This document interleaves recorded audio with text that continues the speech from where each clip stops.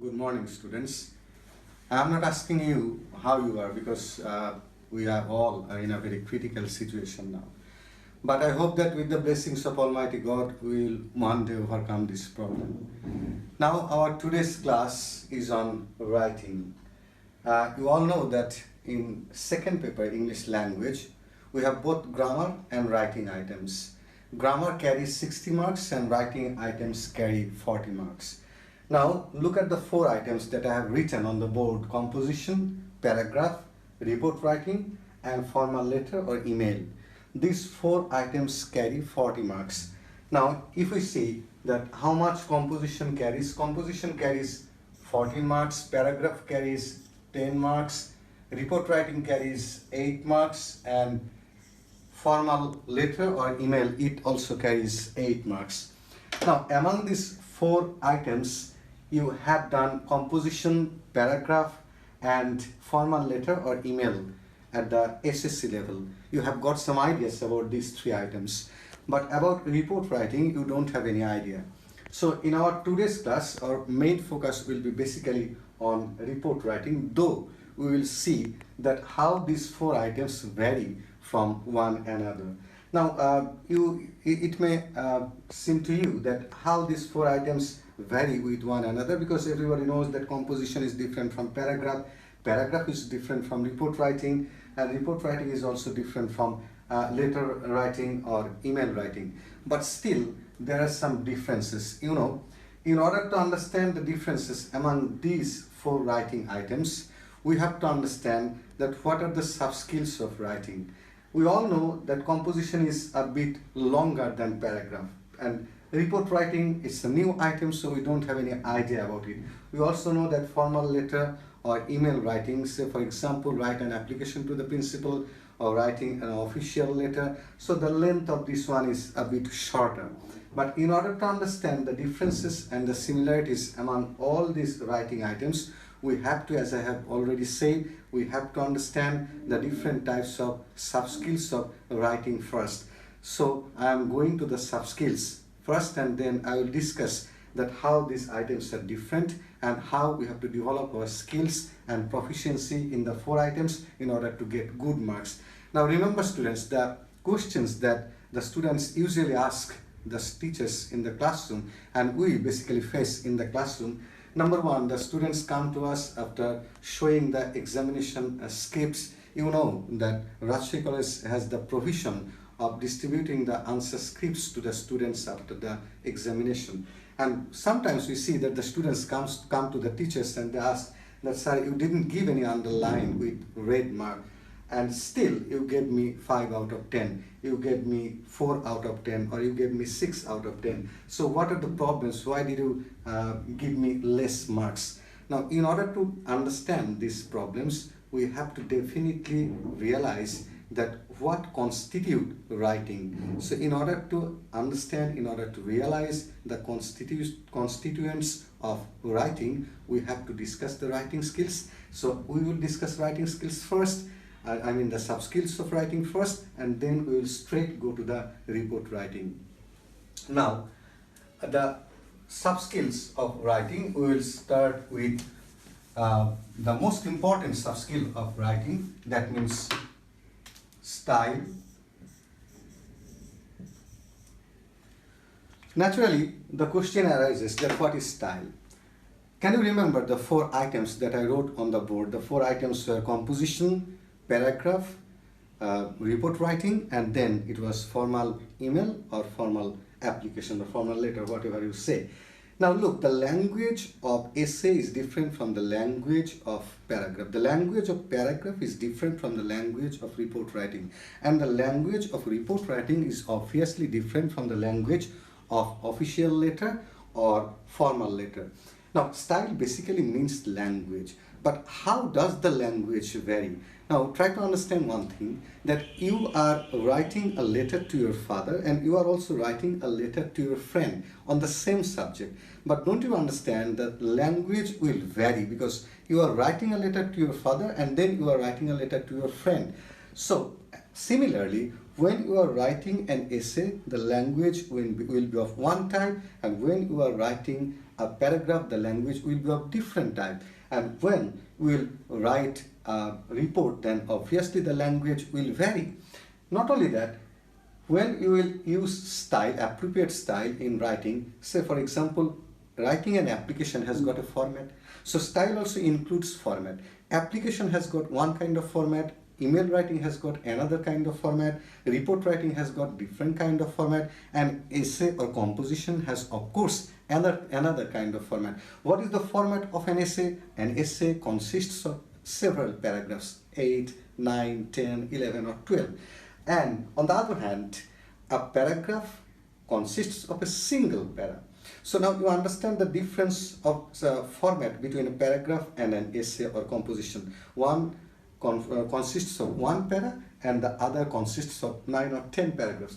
And what about report? There are plenty of questions that what or how many paragraphs should be there in report, in a news report. We will discuss it later because our main focus is on report writing. But remember one thing, that style, I mean the language varies from one item to another, and when you are writing report, your language will vary from when you are writing a paragraph. Say for example, road accident. You can write a report on road accident, you can write a paragraph on road accident, you can write an essay on road accident, and you can also write a letter to your friend about a road accident.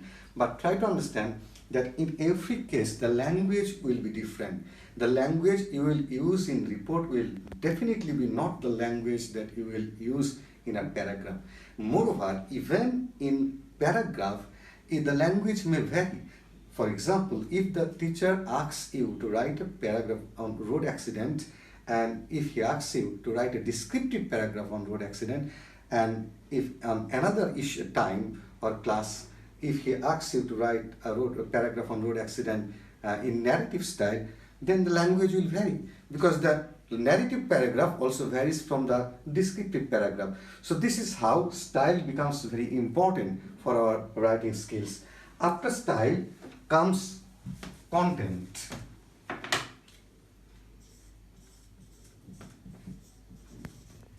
What is content?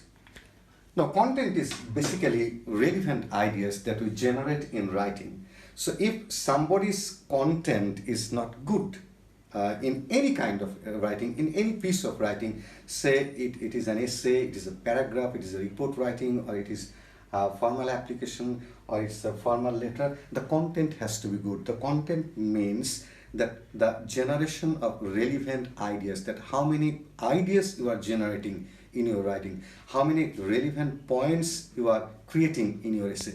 Say, a student may get more marks than another student if his points are richer than the other students. That means if he can generate more relevant ideas in his essay, he will get better marks than the students who will not develop sufficient ideas.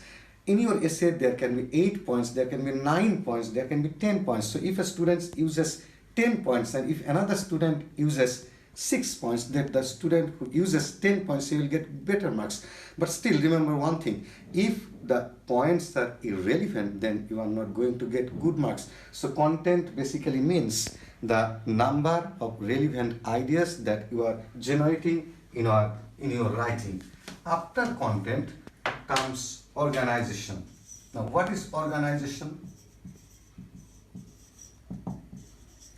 Organization is basically, say, you have created the ideas, you have formed the ideas, generated the ideas, but if your ideas are not well organized, remember that when you are developing the ideas, each idea has to be developed in a single paragraph. Say if there are 8 ideas in your composition, then 8 paragraphs have to be developed. Say for example, you are starting with introduction, so it's an idea itself. The conclusion is also the concluding the idea, the main idea. But in between introduction and conclusion, there are 6 points. So we will say you have developed 6 ideas in your essay. Now these 6 ideas have to be developed in 6 different paragraphs. So each paragraph will deal with a single idea. In simple terms, in ordinary terms, we understand point. So point is basically idea. So if we want to develop an idea in any paragraph, then we have to use it in a proper way, and we have to use linkers. So what are the linkers? The linkers are but, and, so, however, moreover. So these are the linkers. So what is the importance of this linker? The importance of these linkers is that if you want to organize a paragraph, you need some cohesive devices or linkers in order to give it a kind of coherence. So after organization, the next sub-skill of writing is grammar.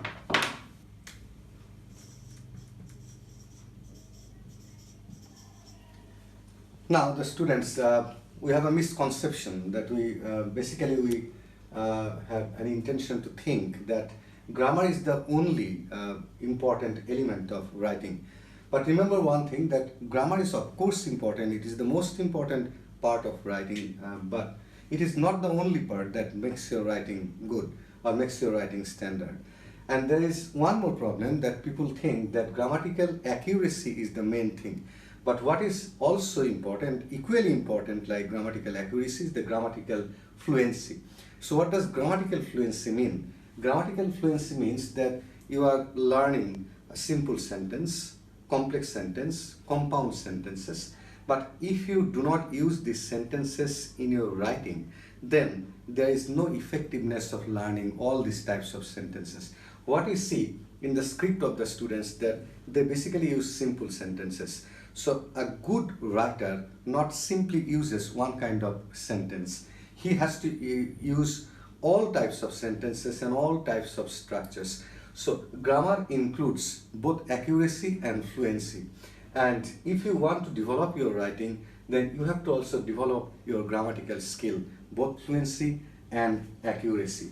After grammar comes vocabulary. Now, we have again a kind of misconception. In short, it is called vocab. The misconception is that some people think that difficult vocabulary gives the writing a good standard. It's not so. What we need is appropriate vocabulary. Now, the appropriate vocabulary can be sometimes familiar and can be sometimes unfamiliar. So whether it is familiar or whether it is unfamiliar, it doesn't matter, but preferably we have to use familiar words. But sometimes we do not get the familiar words to express something in English. In those cases, we need to use some unfamiliar words as well. So what we understand by developing efficiency in vocabulary is to use the appropriate words in appropriate places. So a student has to develop his skill in using appropriate vocabulary in appropriate places. The vocabulary, I repeat, the words can be familiar, the words can be unfamiliar, but we have to use them in an appropriate manner. And the last one, but one of the most important thing, is the mechanics. What is mechanics? Mechanics basically mean the punctuation marks, your handwriting, inverted comma, comma, full stop, semicolon, colon. These are the mechanics of writing. Say you have done well in all other sub-skills, but you are making spelling mistake. You are making mistakes in giving the punctuation marks, then you will again lose marks. So these are basically the sub-skills of writing, and if you want to get good marks, then you have to develop all these skills. Now, who is a good writer, and when will you get good marks? When a good writer is that person whose writing style is appropriate, that means whose language is good and who can maintain good format. I have already explained that different types of writing tasks have different types of format and their own linguistic style. So a good writer has to maintain style in his writing. A good writer has to develop number of relevant ideas in his writing. That means the content has to be good. A good writer has to organize his ideas in a proper way by using different types of linkers. A good writer has to use appropriate grammar. I mean, he has to maintain both grammatical accuracy and fluency in his writing. A good writer has to use appropriate vocabulary in his writing, and he has to also maintain appropriate mechanics in his writing. If he can fulfill all these criteria, then he is a good writer. So the four items that I started at the beginning, the discussion of which I started at the beginning, that means composition, paragraph writing, report writing, and formal letter or application writing.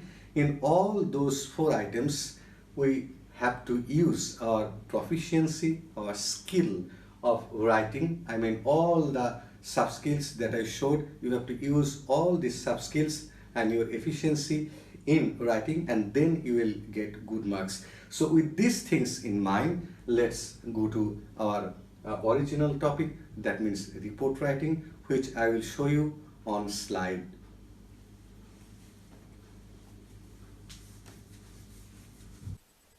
Okay, dear students, now let's straight go to our slide.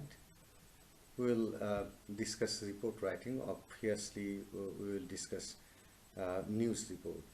Now, there are different types of report. You know that in the offices, in different offices, they also prepare report. In the research centers, they also prepare a report.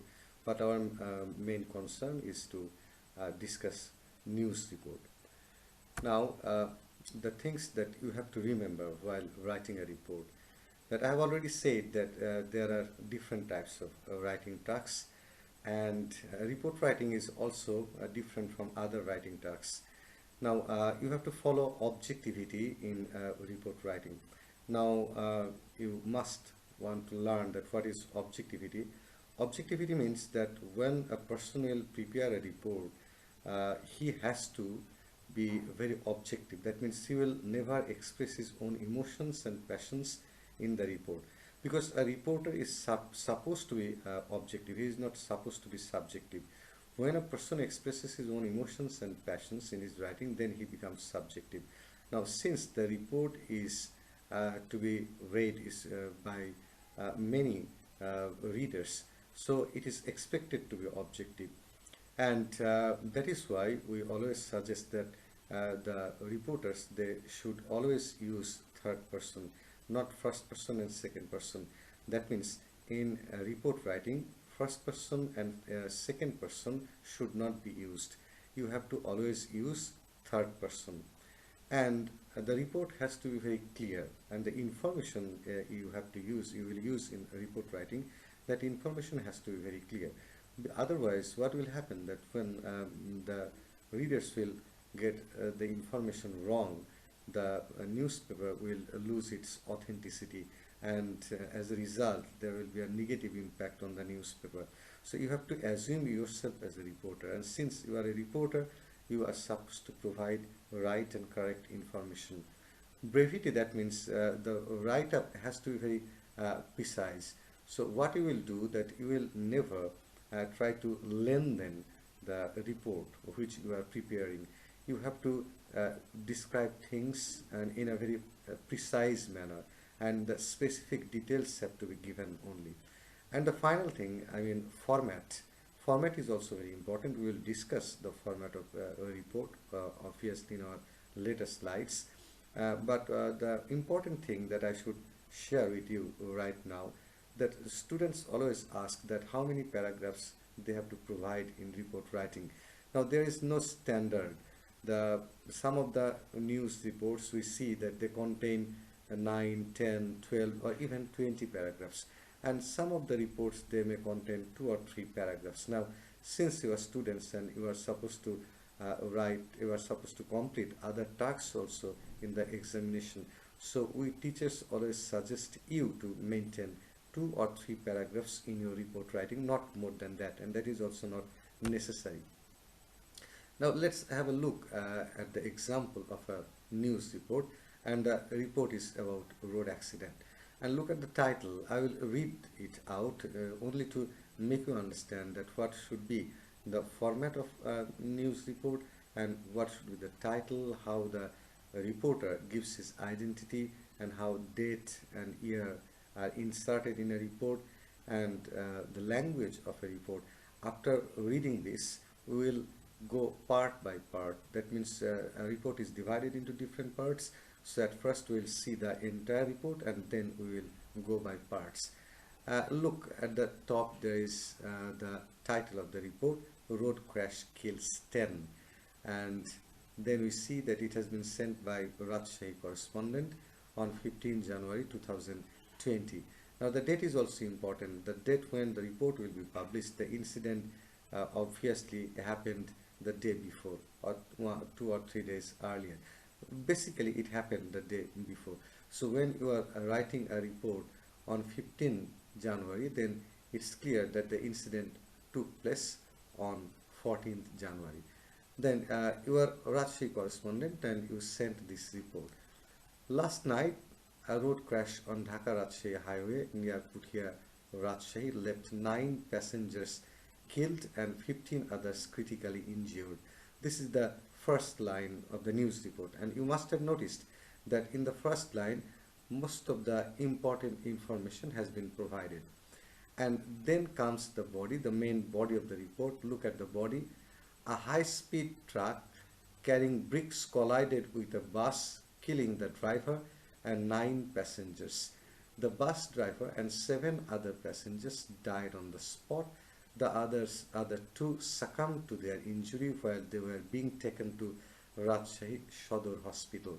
Now you have noticed I have used a phrase succumb to. Succumb to means that the person who are injured, they surrendered to their injury. Surrendering to injury means they died. Now when they were being taken to Rajshahi Medical College Hospital, Sodor Hospital, they died. Mohammad Shimul, a passenger of the bus, told this reporter that the bus driver fell asleep while driving. The truck driver fled the scene just after the accident. The angry mob set the truck on fire. They also blocked the highway for several hours, resulting in a long tailback. Now you see the phrase long tailback. This kind of phrase the newspaper uses. Basically this is newspaper language. We use traffic jam, traffic logging or traffic deadlock. We use language like this, but when you will write a report, then you have to use phrases, you have to use words or choose words which look like newspaper words. Most of the ill-fated passengers hailed from NATO. Hailed from means they are the people, they are the citizens of NATO. So hailed from, remember this phrase, hailed from, this phrase is also important.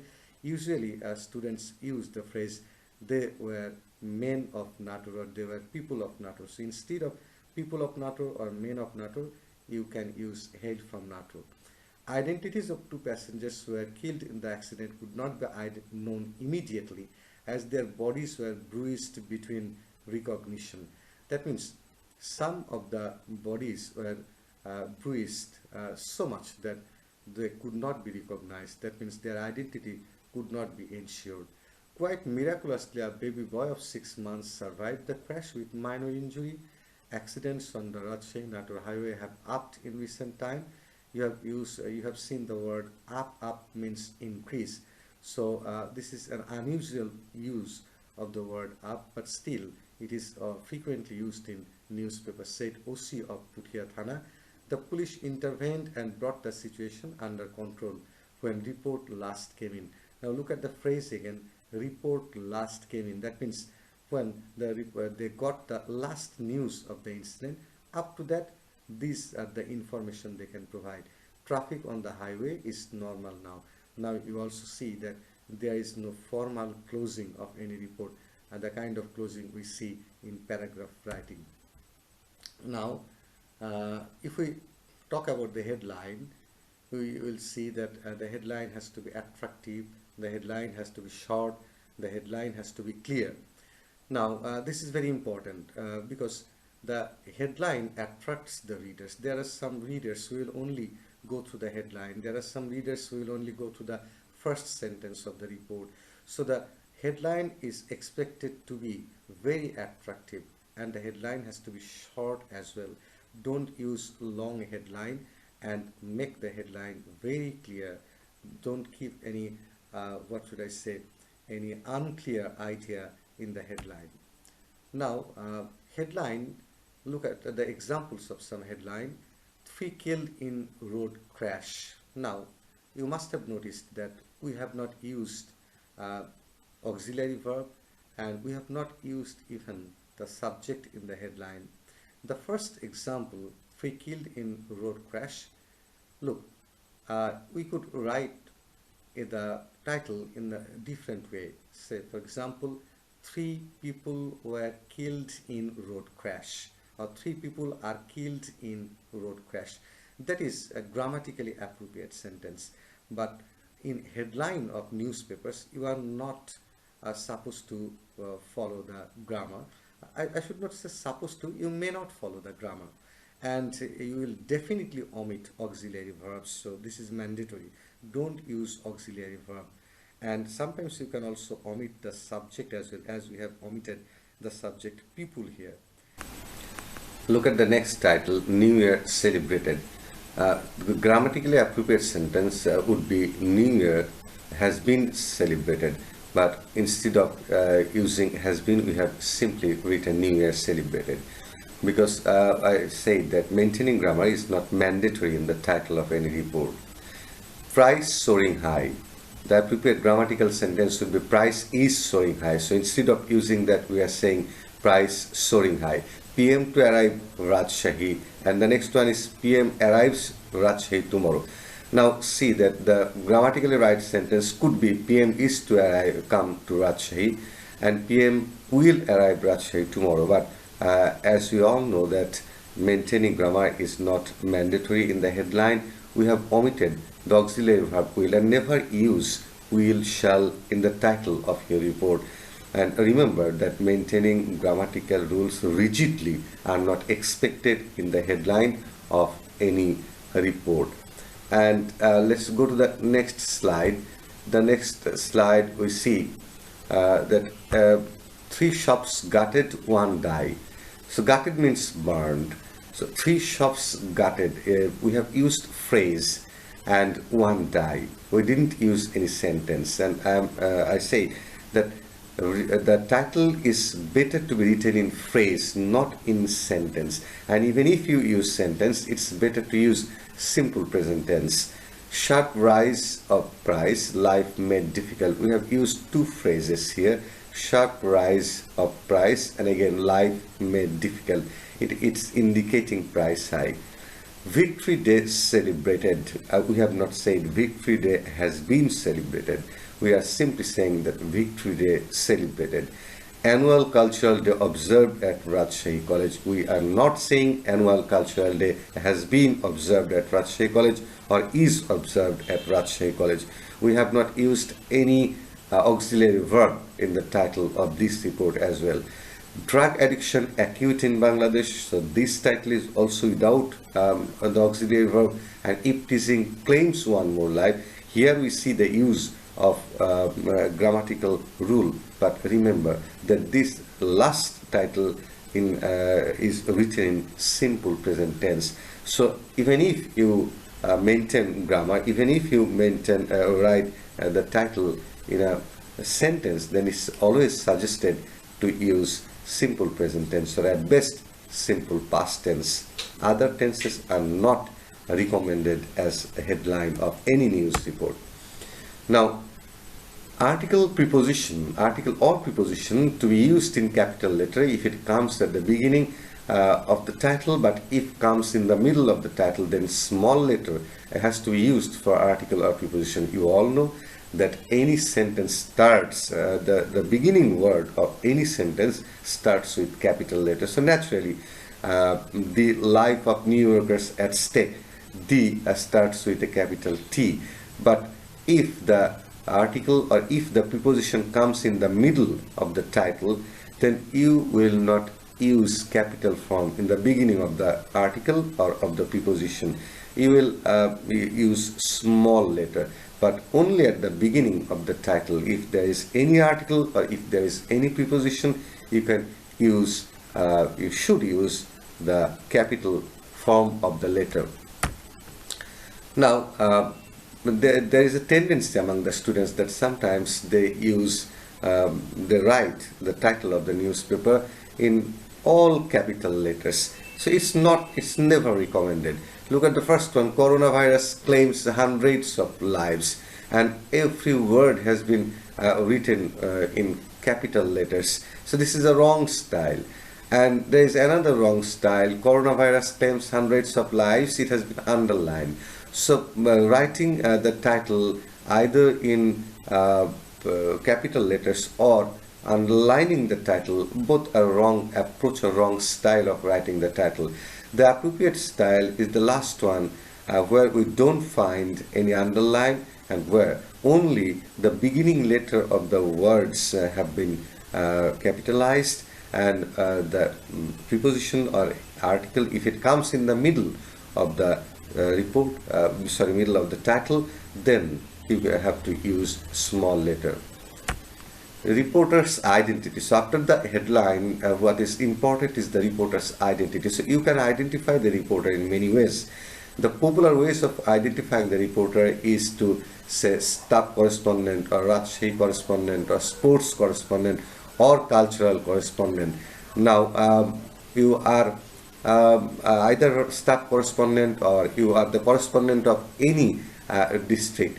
A sports correspondent or cultural correspondent, if you really write any report, especially on any sports events or any cultural event, then you have to use these phrases, sports correspondent or cultural correspondent. Otherwise, you can use staff correspondent or Rajshahi or Bogra correspondent. Now the question arises that when should we use staff correspondent and when should we use Rajshahi correspondent? You can use staff correspondent or Rajshahi correspondent or in any place. But remember one thing, you will use the name of the district if the incident takes place over there. If the incident takes place in Bogra, then you have to write Bogra correspondent. If the incident takes place in Khulna, you have to write Khulna correspondent. But if it is a national issue, then it's better to use staff correspondent. Still, if something happens in Chittagong, you can still use staff correspondent. So what we suggest that either use staff correspondent, or if the incident takes place outside Dhaka, then use the name of the place. Or if it is a special sports events, then you can use sports correspondent, or if it's a special cultural event, then you can also use cultural correspondent. Then comes date. You have to use the date. And if you start your report with staff correspondent, then you can give the location, like staff correspondent Rajshahi, staff correspondent Bogra. And if you don't use the word Rajshahi or Bogra at the beginning, then you can use it later. But it's better to follow the example that I have given.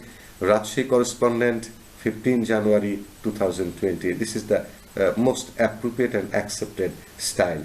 Or you can also write staff correspondent, comma, Rajshahi, comma, 15 January 2020. That's how you can also write. But that becomes a little bigger, so it's better to use, if you want to use the name of the district at the beginning, and if thus you can make it shorter. So now we are gradually going to the main parts of the report. Look, at first comes nut graph. So nut graph means the beginning sentence of the report. So what do you see in the beginning sentence of the report, and what is your responsibility as a reporter in the beginning sentence of the report? Your responsibility as a reporter is to provide all the important information in the beginning of the report, and you have to give answers to all WH questions in the first line of the report. So what are the WH questions? So who, what, where, when, why, and how. So why should you provide all the important information at the beginning of the report, or in the first sentence of the report? Because the readers, you must consider that the readers are very busy people, and you have to respect them. Remember that there are some readers who will simply read the headlines of the newspapers. There are some readers who will simply go to the first sentence of the readers. There are very few readers who will go through the whole news report. So considering the time, the valuable time of the readers, you must provide all the important information at the beginning of the report. And look at the beginning sentence of this report. We have already seen the report. Now we will see the report part by part. Last night, a road crash on Dhaka-Rajshahi highway near Puthia, Rajshahi left 9 passengers killed and 15 others critically injured. Now you see that last night, when did it happen? It happened last night. Then comes what happened? A road crash happened. Where did it happen? On Dhaka-Rajshahi highway near Puthia, Rajshahi. And how many passengers were killed? 9 passengers were killed. How many passengers were injured? 15 passengers were critically injured. So you must have noticed that all the important information have been given in the beginning sentence, and this is important, as I said, considering the most valuable time of the readers. So let's go to the next slide. Or next slide is on accuracy and brevity. So why accuracy and brevity before going to the body of the report writing? Because before going to the body of the report writing, we have to understand that what should be the length of our body. Now, accuracy means that you have to provide accurate information. Don't give or provide misinformation to the readers, because if you provide misinformation to the readers, it will have a negative impact on your newspaper. Because if anybody challenges the authenticity of the information that you provide, then it definitely leaves a bad impact on your newspaper. And never use unnecessary words. Look at the importance of brevity, which comes next. That 8 a.m. in the morning, 8 a.m. itself fulfills the idea. So in the morning is an unnecessary additional phrase. So don't do that. Simply write 8 a.m. Look at the next example. The bus hit the van. The van was standing on the way. The bus was going to Dhaka. So writing all 3 sentences, make it hazy, make it what should I say, lengthy. So instead of writing 3 sentences, you can express the idea in a single sentence. Instead of writing those 3 sentences, please write, the Dhaka bound bus hit a van standing on the way. So it completely clears the idea. So you see that accuracy, that is providing genuine information, is important, and providing the information in less number of words, in minimum number of sentences, is also important and is a skill of a good reporter. You must maintain clarity, because you must maintain you must provide genuine information, authentic information. Many people died. Many carries a very vague idea. What does many mean? For some people 100 can be many, for some people 200 can be many. So instead of writing many people died, you must write as a reporter at least 30 people died. So instead of writing many were injured, you must write 100 passengers were injured. At least the information you provide, it should be close to the original number. Oil price is very high, so very high is also a confusing term. Very high, for some people 50 taka can be very high, for some people 150 taka can be very high. Rather say the exact or the very close figure of the exact price of oil, that oil sells 120 taka per liter. Now in the body of the report, what we basically do, we basically unfold things, we basically arrange those sentences in a sequential order, and sometimes we also use quotes. What we unfold the information that we provide in the beginning sentence. In the beginning sentence, I mean in the nut graph that we provided, where we provided all the information. So those information will simply be unfolded in the body of the paragraph in an organized manner, in an ordering sequences. And we can also use some quotes of some people to give authenticity to the report. Now let's look at the body. We have already read it, that a high-speed truck carrying bricks collided with a bus, killing the driver and 9 passengers. The bus driver and 7 other passengers died on the spot. The other 2 succumbed to their injury while they were being taken to Rajshahi Sadar Hospital. Mohammad Shimul, a passenger of the bus, told the reporter that the bus driver fell asleep while driving. The truck driver fled the scene just after the accident. The angry mob set the truck on fire. They also blocked the highway for several hours, resulting in a long tailback.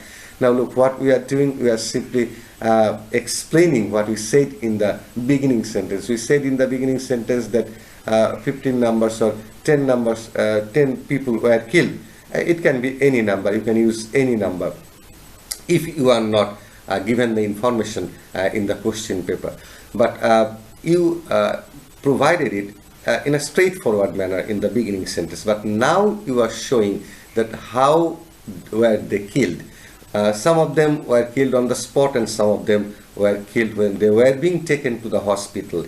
So these are the things we do in the body of the report, that we simply explain the information that we provide in the beginning sentences.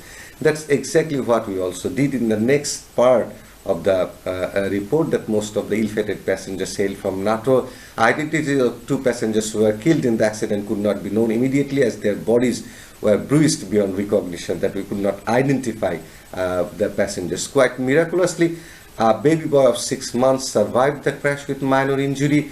Accidents on Rajshahi NATO highway have upped in recent time. Now, this is a quotation the reporter has used, and he has taken the quotation from the OC of Puthia Thana. The OC of Puthia Thana has opined this. He has said this: the police intervened and brought the situation under control when report last came in. So this is how we can form the body. And finally, if you ask that whether there is any necessity of a formal ending or a formal closing, we always say in report writing you don't need any formal closing, because it's not a paragraph, it's not an essay. You will never write, so these kinds of accidents should be stopped at any cost. You can never stop accidents. Accidents will continue to happen. So if you use this sentence as a conclusion of any report, then you have to use the same sentence over and again in the same newspaper every day. So instead of saying that, rather say traffic on the highway is normal now. A very casual sentence. That's how you can use it. Now let's look at the report again. The entire report, road crash kills 10. Then we give the identity of the of the reporter. Then we have given the nut graph in a single sentence. The most important information have been provided in a single sentence. Then comes the body, and finally there is a single line at the end of the report: traffic on the highway is normal now. But this is not a formal concluding remark or a formal terminator, the kind of term or the kind of thing or sentence we use in paragraph. It's nothing like that. So that's how you can also write victory day celebrated, or the similar thing we have used over here as well. Now this is a title, recent title that I have found in a newspaper. Why I am using this example, the title of this report: Coronavirus, Bangladesh records 9 more deaths as total cases near 5,000. The title seems to be a bit bigger, but you students never try to use a bigger title or big title. Try to make it short, because you are examinees, you are students. So when you will become a genuine news reporter, then you can make some experiments, but it's not the time of experiment. Just make your title short. Now finally, what I would like to share with you, that let's go to this slide. Remember that the title has to be very short, and it has to be very attractive. And when you write the title of any report, you don't need to maintain rigid grammatical rules. You can violate grammatical rules unless it is violation, genuine violation, like this one. Road crash kills 10. Road crash is third person singular number, and that's why S has been used. So other than this type of rigid grammatical rules, you can violate other rules. You must omit the auxiliary verb, and if you write the title in a complete sentence, please use present indefinite tense, or at best past indefinite tense as the title. Then you have to use the identity of the reporter, then should come nut graph, then the body will come. And remember, students, that you are expected to be very objective in report writing. And after this class, I will provide you the notes, some notes of important report writing, and those notes will be uploaded on the website of Rajshahi College, or on the Facebook page of Rajshahi College. I will provide those notes very soon. So thank you very much for attending today's class, and I hope that you will stay at home and stay fine. Thank you very much.